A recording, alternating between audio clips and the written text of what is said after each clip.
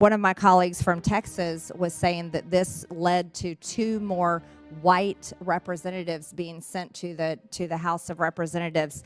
I think it's important to note that black and brown people can vote Republican as well, and they don't have to vote Democrat every single time. There's been a lot of discussion back and forth today about reapportionment and how districts of Congress are drawn.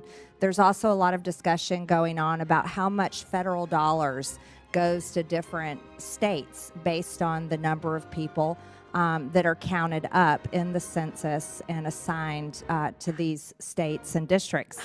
It's extremely concerning, though, for most Americans that the 2020 census was found to have several miscounts, and you've been asked about this today in this hearing.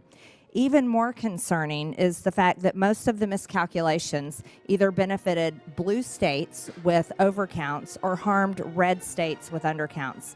As you've already told us, 8 states were overcounted in the 2020 census, 6 of which were blue states.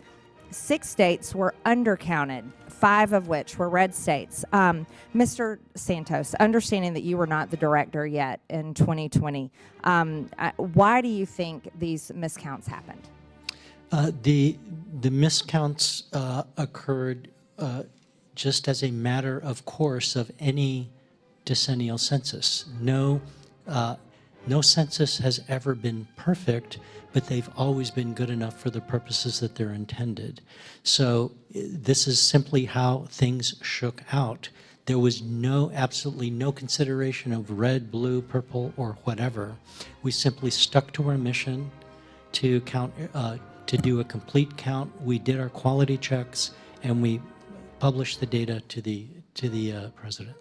And Mr. Santos, you've described yourself as a scientist today. Isn't it important to be accurate in your science, so to speak, and in counting?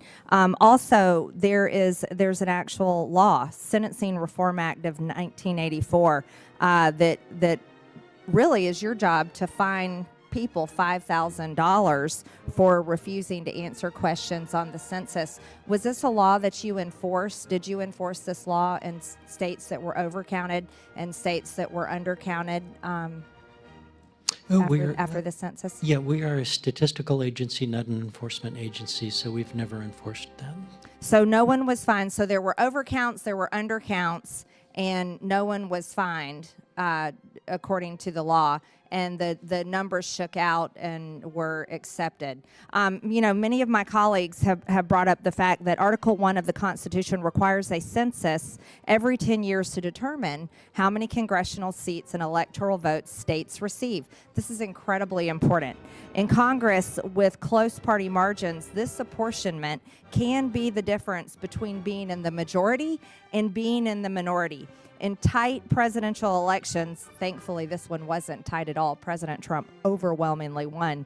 But it can determine the winner, these apportionments can. In other words, the census is more than a mere survey of the demographics of the citizenry. It directly affects election integrity. Mr. Santos, do you believe it's important that our elections be secure and that only legal voters be counted for apportionment purposes? That is a policy question of who should vote and who shouldn't. We are a statistical agency. We are nonpartisan, and so I will leave it at that. Right. Well, hopefully in this next Congress and under the next president, we can make a change. That we have a bill, H.R. 7109, the Equal Representation Act. This bill would statutorily add a citizenship question to the decennial census for 2030 and beyond, and it will exclude aliens from the apportionment base. The Senate hasn't taken up this bill yet, but hopefully they will next session. And this way, there will be a citizenship question, and non-citizens will no longer be included in the count for reapportionment when that's done. This certainly would change the makeup of Congress. But let's also talk about some of my colleagues across the aisle have brought up that black and brown voters weren't counted in the census as well. One of my colleagues from Texas was saying that this led to 2 more white representatives being sent to the House of Representatives. I think it's important to note that black and brown people can vote Republican as well, and they don't have to vote Democrat every single time. Mr. Chairman, I've run out of time. Thank you. I yield back.